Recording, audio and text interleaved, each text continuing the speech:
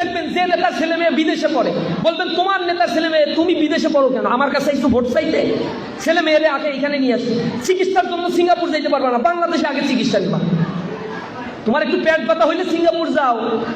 আর আমার দেশকে খুব ভালোবাসি, দাঁড়ায় দাঁড়ায় জাতীয় সঙ্গীত না গাইলে রাজাকার, এরকম চিৎকার করো। দেশের প্রতি ভালোবাসা শুধু মুখের বলির মাধ্যমে হয় না, দেশের প্রতি ভালোবাসা হচ্ছে দেশের মানুষের ভাগ্যের পরিবর্তনের জন্য জীবনকে উৎসর্গ করে দেওয়ার নাম দেশের প্রতি। কেউ ফেরেশতা না। আজকে যারা লেকচার ছাড়ছে যে দেশ গঠন করব, নতুন দেশ, এই লেকচার ছাড়া মানুষগুলো যখন ক্ষমতায় ছিল কোটি কোটি টাকা পাচার করছে, দুর্নীতির দায়ে তাদেরকে জেলে ভরতে হয়েছে।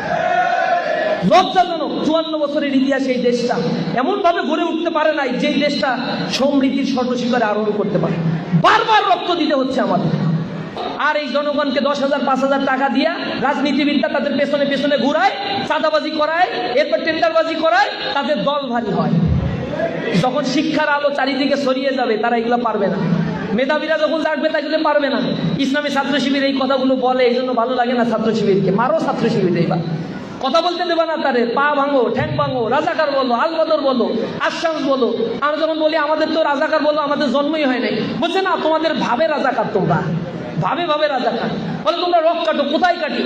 বলে কাটো, শুনছি অনেক আগে শুনছি, কাটো তোমরা। জোর করে কাটাবে, জোর করে রাজাকার বানাবে, কারণ এইটা হচ্ছে তাদের হাতিয়ার, আর কিচ্ছু নাই। এই 5 আগস্টের পরে দেখবেন অনেক দলের কোনো এজেন্ডা নাই।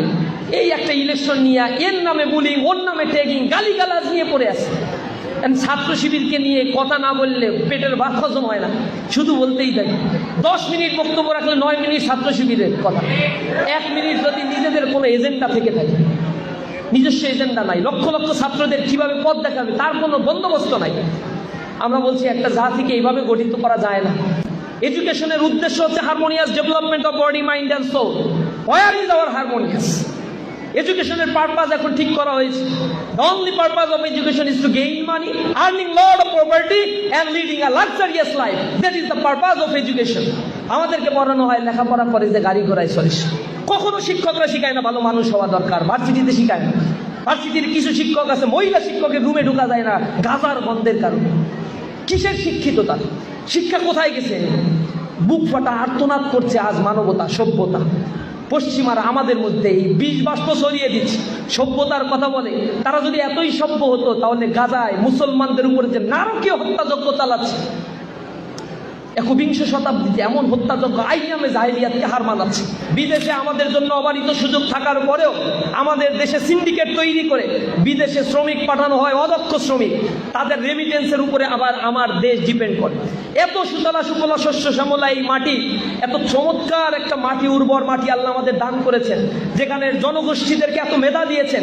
এই বাংলাদেশ থেকে গিয়ে নাসায় জব করে, নাকায় জব করে, স্পার্সোতে জব করছে, Oxford, Harvard, Cambridge, California, Stanford ইউনিভার্সিটিতে প্রফেসর হিসেবে জব করতে পারে। এত মেধা, সেখানে গেলে সবচেয়ে ভালো রেজাল্ট আমার বাংলাদেশের ছাত্ররা করছে। এই জমিনটা হচ্ছে নাতিশীতোষ্ণ অঞ্চল হওয়ার কারণে, ফার্টিলিটি রেট এত চমৎকার থাকার কারণে এখানে প্রোডাক্টিভিটি স্টুডেন্টদের মধ্যে অনেক বেশি, কিন্তু প্রোডাক্টিভিটি কাজে লাগানো হয় না। 62% বুয়েট গ্রাজুয়েট বিদেশে চলে যায়। এই 62% বুয়েট গ্রাজুয়েটকে ধরে রাখার মতো কোনো ধরনের মেকানিজম বাংলাদেশ তৈরি করে নাই। বলে বাংলাদেশে নাকি টাকা নাই, তলাবিহীন ঝুরি, বাংলাদেশ নাকি অর্থনৈতিকভাবে দরিদ্র, সম্পদ কম। এইসব ভুলভাল বুঝায় আমাদেরকে বোকার স্বর্গে বসবাস করিয়েছে দীর্ঘ সময় ধরে যারা এই রাষ্ট্রযন্ত্রকে শাসন করেছে। অথচ আমাদের এই কথা বলে $240 বিলিয়ন পাচার করেছে আওয়ামী ফাঁসিবাদের। এরা আগে যে পাচার করে নাই তা তো না, প্রতি গভর্নমেন্ট চেঞ্জ হইলেই থলের বিড়াল বের হয়ে আসে, কোটি কোটি টাকা পাচার করে। কেউ ফেরেশতা না। আজকে যারা লেকচার ছাড়ছে যে দেশ গঠন করব, নতুন দেশ, এই লেকচার ছাড়া মানুষগুলো যখন ক্ষমতায় ছিল কোটি কোটি টাকা পাচার করছে, দুর্নীতির দায়ে তাদেরকে জেলে ভরতে হয়েছে। লজ্জাজনক। 54 বছরের ইতিহাসে এই দেশটা এমন ভাবে গড়ে উঠতে পারে নাই যে দেশটা সমৃদ্ধির স্বর্ণশিখরে আরোহণ করতে পারে। বারবার রক্ত দিতে হচ্ছে আমাদের। 90-এ রক্ত দিতে হচ্ছে, 52-তে রক্ত দিয়েছে, 69-এ রক্ত দিয়েছে, 70-এ রক্ত দিয়েছে, 71-এ দিয়েছে, 90-তে দিয়েছে, আবার 24-এ এসে দেওয়ার পরেও এমন চাঁদাবাজ, দুর্নীতিখোর আর অপদার্থ মানুষের জন্ম হয়েছে যাদের যন্ত্রণায় মানুষ আবার অস্থির হয়ে উঠেছে। আমাদের জাতিগতভাবে আমরা লজ্জিত। আমরা বিমর্ষ। রাজনীতিবিদরা আমাদের তরুণ প্রজন্মকে গাইড করতে পারে নাই, রাজনীতিবিদরা আমাদের তরুণ প্রজন্মকে কোনো আশার আলো দেখাতে পারে নাই, রাজনীতিবিদরা আমার দেশটাকে গড়ে তুলতে পারে নাই। এখন সময় এসেছে আমাদের সজাগ দৃষ্টি নিয়ে আমাদেরকে গড়ে উঠতে হবে।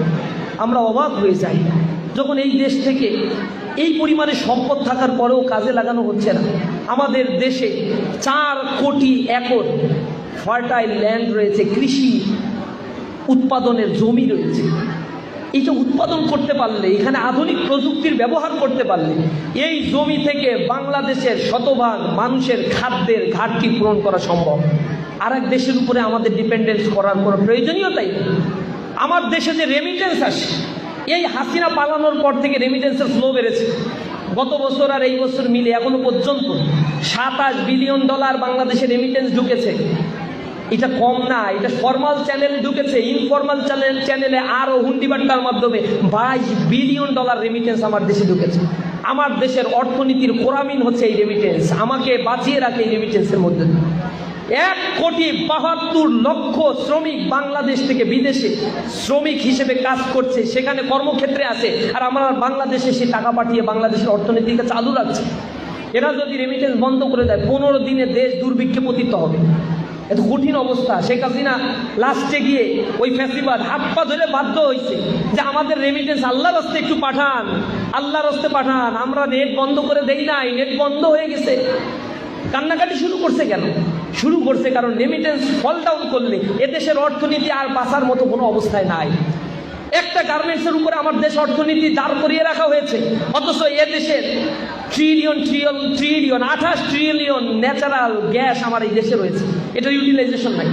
যে পরিমাণে ন্যাচারাল কয়লা রয়েছে তা যদি ইউটিলাইজ করা যায় 100 বছরের বিদ্যুতের ঘাটতি পূরণ করা সম্ভব। আশ্চর্য। 24,000 মেগাওয়াট বিদ্যুতের ক্যাপাসিটি আমার বাংলাদেশে রয়েছে। 16,000 মেগাওয়াট বিদ্যুৎ উৎপাদন করা হয়, আর বাকি 8,000 মেগাওয়াট বিদ্যুৎ উৎপাদনের ক্ষেত্রের ক্যাপাসিটি চার্জ দিয়ে ওগুলো ফেলে রাখা হচ্ছে। জনগণের ট্যাক্সের টাকা দিয়ে সেগুলো ফেলে রাখে। আমরা এগুলো উৎপাদন না করে কুইক রেন্টালের মাধ্যমে অতিরিক্ত টাকা দিয়ে ভারতের আগ্নি গ্রুপ থেকে আমাদের এখানে গ্যাস এই বিদ্যুৎ নিয়ে আসা হয়েছে। জনগণের অর্থের কোনো মূল্য নাই। এরা ওই গ্রুপ অফ কোম্পানির সাথে চুক্তি করে একজন মন্ত্রী, কয়লা খনি মন্ত্রী, এইসব দুশ্চরিত্র লম্পট মানুষগুলো দেশের জনগণের কষ্টার্জিত টাকাগুলো সব বিদেশে পাচার করছে। নিজেদের ছেলে মেয়ে একটাও বাংলাদেশে পড়ে না, সব বিদেশে পড়ায়। দেশ একটা, বাংলাদেশে পায় এক পা একটা, আর বিদেশে একটা পা। দেশের জনগণের মধ্যে চেতনার কথা বলে মুক্তিযুদ্ধের অস্পৃশ্য মিথ্যা বয়ান দিয়ে দেশে বিভাজনের রেখা টেনে দিবে, আর মানুষকে এই দেশের জনগণের মধ্যে ভেদাভেদ, খুন, রাহাজানি, হত্যা, ধর্ষণ এগুলো বাড়িয়ে দিবে, আর নিজেদের সব সম্পদ বিদেশে পাচার করবে। যখন ধাক্কা আসবে নিজেরাও পালায় চলে যাবে। দেখছেন না এগুলো? এগুলো কি শুধু আওয়ামী লীগ করছে? এর আগে সবাই করছে এরকম। খুঁজে দেখবেন যে নেতার ছেলে মেয়ে বিদেশে পড়ে, বলবেন তোমার নেতার ছেলে মেয়ে তুমি বিদেশে পড়ো কেন? আমার কাছে একটু ভোট চাইতে। ছেলে মেয়েরে আগে এখানে নিয়ে আসো। চিকিৎসার জন্য সিঙ্গাপুর যাইতে পারবে না, বাংলাদেশে আগে চিকিৎসা নিবা। তোমার একটু পেট ব্যথা হইলে সিঙ্গাপুর যাও। আর আমার দেশকে খুব ভালোবাসি, দাঁড়ায় দাঁড়ায় জাতীয় সঙ্গীত না গাইলে রাজাকার, এরকম চিৎকার করো। দেশের প্রতি ভালোবাসা শুধু মুখের বলির মাধ্যমে হয় না। দেশের প্রতি ভালোবাসা হচ্ছে দেশের মানুষের ভাগ্যের পরিবর্তনের জন্য জীবনকে উৎসর্গ করে দেওয়ার নাম দেশের প্রতি। আমাদেরকে মিথ্যা শিখিয়ে, মিথ্যা বুলিং দিয়ে, মিডিয়া কুয়ের মাধ্যমে আমাদের দেশের সম্পদগুলোকে নষ্ট করছে দীর্ঘ সময় ধরে। আমি অবাক হয়ে যাই আমার যুব শ্রেণীকে আজকে কিভাবে বোঝানো হয়। আমরাও আসি খালি আন্দোলন নিয়ে, আমরাও আসি হচ্ছে ফেল করলে পাশ করানোর জন্য। এই বছর দেখতাম আন্দোলন করতেছি। এটা ঠিক না রে ভাই, পড়াশোনা করতে হবে রে ভাই। পৃথিবীকে দাঁড়াতে গেলে পড়াশোনা করতে হবে। লুটতরা চাঁদাবাজি করে পৃথিবী চলে না। হইতে পারবা তোমরা সোমালিয়ার মতো, হইতে পারবা তোমরা উগান্ডার মতো, কিন্তু সমৃদ্ধ দেশে পরিণত হওয়া সম্ভব না। সমৃদ্ধ দেশে পরিণত হতে গেলে আমাদেরকে আমাদের রাস্তা নিজেদেরকে আবিষ্কার করে নিতে হয়। সেটার জন্য আমাদের তো প্রচুর ন্যাচারাল রিসোর্স আছে। রেমিটেন্স যে যোদ্ধারা পাঠায়, আমার দেশের যে শ্রমিক আছে, পৃথিবীর 56টা দেশ আছে যে দেশের নেগেটিভ পপুলেশন বা জিরো পপুলেশন। অর্থাৎ ওই দেশে যদি তুমি যাও তাহলে তোমাকে রেখে দেবে, তারা গ্রিন কার্ড দেবে, তোমার ইনকামের কোনো অভাব নাই। কিন্তু তুমি সেখানে কি যাবার রিক্সা চালাইতে বা হচ্ছে গাড়ি মুছতে বা হচ্ছে হোটেলের বয় হিসেবে, নাকি যাবা সফটওয়্যার ইঞ্জিনিয়ার হিসেবে, ডক্টর হিসেবে, অথবা তুমি বড় কোনো বিজ্ঞানী, সায়েন্টিস্ট, রিসার্চার হিসেবে যাবা, এটা তোমাকে ডিসাইড করতে হবে। আমার দেশের যে এজেন্সিগুলো আছে এত খারাপ, হাজার হাজার এজেন্সি বাইরের অধীনে রেজিস্ট্রেশন করে রাখছে, আর সব ফ্যাসিবাদের আমলে তাদের দোষরদের বসায় রাখছে। মালয়েশিয়া যেতে লাগবে 10 লাখ টাকা বা 5 লাখ টাকা, এজেন্সিগুলো অতিরিক্ত 20 লাখ টাকা নিয়ে রাখে, এরপরে পাঠায়। এজেন্সির মাধ্যমে যেহেতু যাওয়া যায় না, আশ্চর্য। এজেন্সি দালাল সরকারিভাবে অনুমোদন দিয়ে রাখছে। তাহলে তুই সরকার কি কারণে বাইরা প্রতিষ্ঠা করছিস, কি কারণে প্রবাসী কল্যাণ মন্ত্রণালয় প্রতিষ্ঠা করছিস? সরাসরি সার্ভিস দেয় না, এদেরকে লাইসেন্স দিয়ে রাখছে, আর ওরা এক একজন লোক পাঠায় আদম ব্যবসা শুরু করে দিচ্ছে। অথচ এই জনগোষ্ঠী যখন বিদেশে যাবে তার আগে বাংলাদেশে প্রবাসী কল্যাণ মন্ত্রণালয়ের, প্রবাসী কর্মসংস্থান মন্ত্রণালয়ের অধীনে এই দেশে 120টা ট্রেনিং সেন্টার আছে। বাংলাদেশের জনগণ তা জানেও না। ট্রেনিং সেন্টারে মশা মারে। ট্রেনিং সেন্টার আধুনিক ইকুইপমেন্ট দিয়ে, যে ছাত্ররা এই যে এসএসসি পাস করতে পারে নাই, 12 লক্ষ ছাত্র জোরে পড়ে গিয়েছে, এই 12 লক্ষ ছাত্রকে বাছাই করো, আর এই জনগণকে 10,000 5,000 টাকা দিয়া রাজনীতিবিদরা তাদের পেছনে পেছনে ঘুরায়, চাঁদাবাজি করায়, এরপর টেন্ডারবাজি করায়, তাদের দল ভারী হয়। যখন শিক্ষার আলো চারিদিকে ছড়িয়ে যাবে তারা এগুলো পারবে না। মেধাবীরা যখন জাগবে তাইলে পারবে না। ইসলামী ছাত্র শিবির এই কথাগুলো বলে, এই জন্য ভালো লাগে না ছাত্র শিবিরকে। মারো ছাত্র শিবির, এইবার কথা বলতে দেবে না, তাদের পা ভাঙো, ঠ্যাং ভাঙো, রাজাকার বলো, আলবদর বলো, আশ্বাস বলো। আমরা যখন বলি আমাদের তো রাজাকার বলো, আমাদের জন্মই হয় নাই, বলছে না তোমাদের ভাবে রাজাকার, তোমরা ভাবে ভাবে রাজাকার। বলে তোমরা রক কাটো, কোথায় কাটি? বলে কাটো, শুনছি অনেক আগে শুনছি, কাটো তোমরা। জোর করে কাটাবে, জোর করে রাজাকার বানাবে, কারণ এইটা হচ্ছে তাদের হাতিয়ার, আর কিচ্ছু নাই। এই 5 আগস্টের পরে দেখবেন অনেক দলের কোনো এজেন্ডা নাই। এই একটা ইলেকশন নিয়ে এর নামে বুলিং, ওর নামে ট্যাগিং, গালিগালাজ নিয়ে পড়ে আছে। ছাত্র শিবিরকে নিয়ে কথা না বললে পেটের ভাত হজম হয় না, শুধু বলতেই থাকে। 10 মিনিট বক্তব্য রাখলে 9 মিনিট ছাত্র শিবিরের কথা, 1 মিনিট যদি নিজেদের কোনো এজেন্ডা থেকে থাকে। নিজস্ব এজেন্ডা নাই। লক্ষ লক্ষ ছাত্রদের কিভাবে পথ দেখাবে তার কোনো বন্দোবস্ত নাই। আমরা বলছি একটা জাতিকে এইভাবে গঠিত করা যায় না। ছাত্র শিবির এ জাতির জন্য এক আলোকবর্তিকা।